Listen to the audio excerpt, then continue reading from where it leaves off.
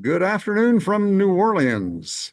I'm Del Chatterson, Chair of Crime Writers of Canada, and we're manning a booth at Bouchercon 2025 in New Orleans with the able help of my technical consultant and co-conspirator at Crime Writers of Canada's booth at Bouchercon 2025.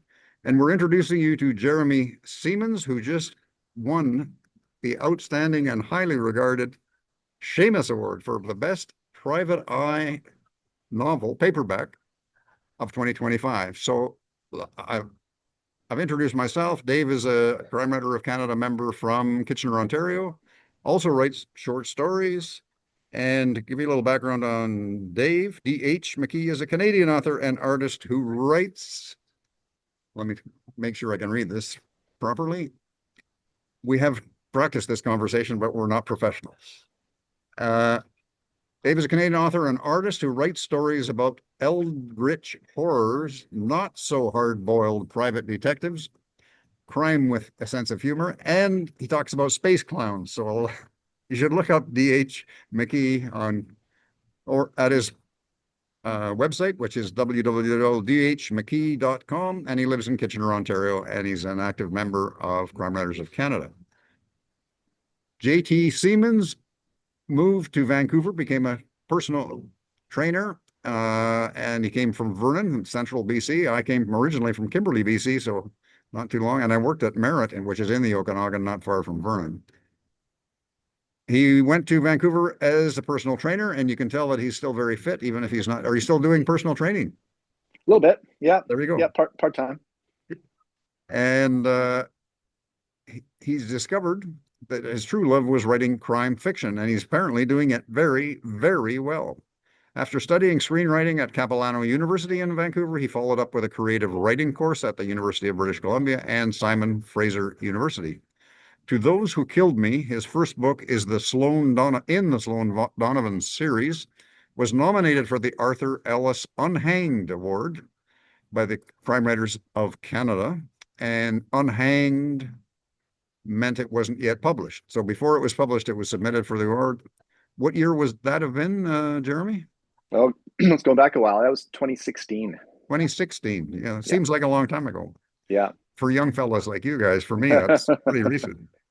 To Those Who Kill Me was the first book, and the Sloan Donovan series has continued. I'll let you describe that in a moment.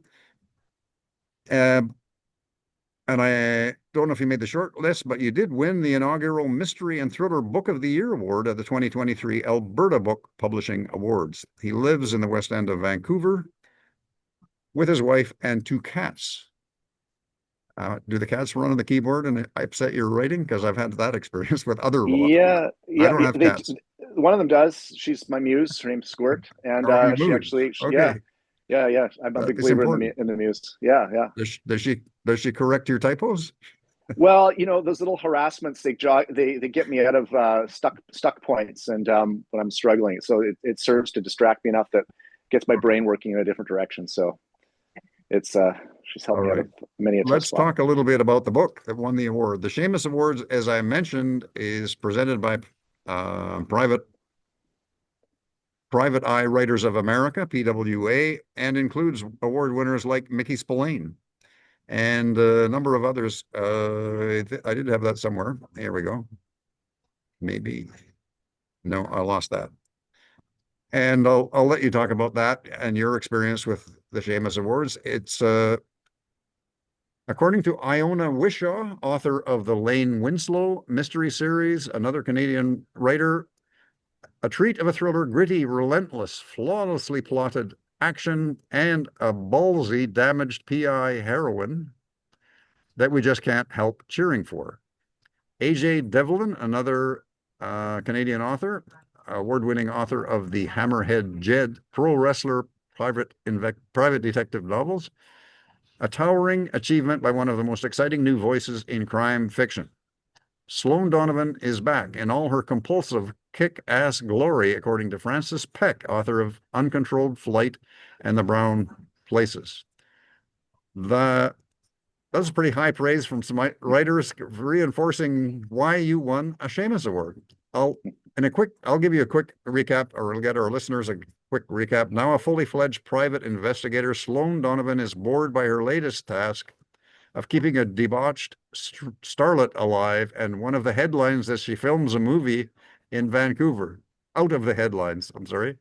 When she and her partner, Wayne Capson, are contacted by a grieving mother looking to resurrect the cold case of her missing daughter, Sloan finds herself inexorably drawn into a clandestine world of disappearing girls, illegal narcotics, and loose ends dating back 40 years. Careening from the hardest edges of the city to creepy rural backroads where cries go unheard, Sloane's relentless quest places the people closest to her at risk, and while her own personal demons threaten to devour her.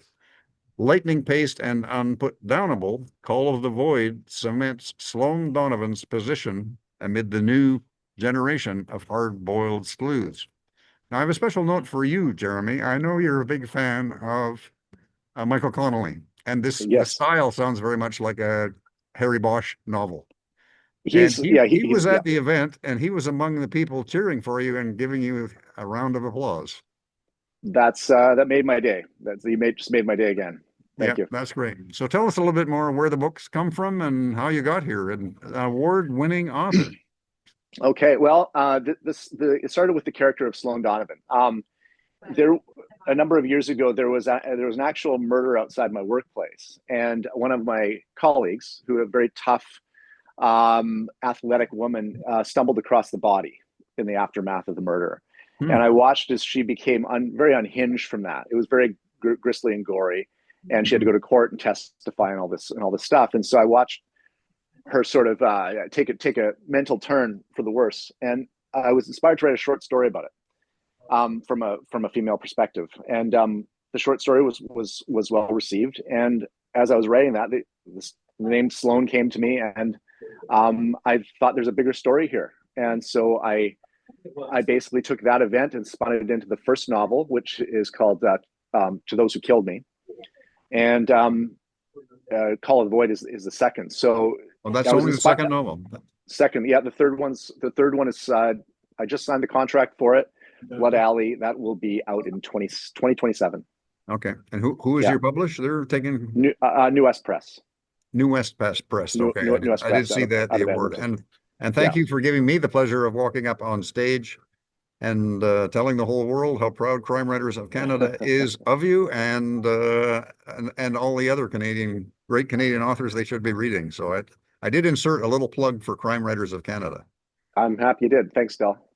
Yeah, no, I did speak to the people. The award is that I think I took a few photos of for you and you posted it on Facebook. I think you said you heard it from my Facebook post first of all before you heard from them.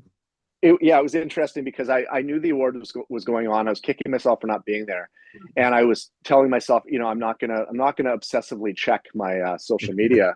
If I don't hear anything by say time change different 8 o'clock or so, I'll probably I'll know I didn't win. But for some reason, I just tapped on the Facebook icon, and your post popped up, and you had just posted it like 1 minute prior. So it was one of those moments. It was literally 5 minutes after I came off the stage. I wanted to let you know because I was so excited I just about dropped the camera. Yeah, the timing was one of those uncanny timing events because something just compelled me. I was just well. I tell you, it's funny that you say that it made your day. I had a long conversation with Rick Mafina yesterday, who won his first Arthur Ellis Award. Went to the gala in Toronto. And as he was getting dressed to go to the gala, he got a phone call that he'd just been laid off from the National Post agency that he was working with in Ottawa. So his speech was, "Thanks very much. You just made my day. I was having a bad day." So that's kind of the history of the Arthur Ellis Awards, which also go back a long ways to 1982. And I hope you you're submitting for this year's, your next novel, I guess. Or your next short story is each one is a short story or full novel? Oh, it's a full novel. Okay, yeah. Sorry. Yeah. Dave is the short story writer.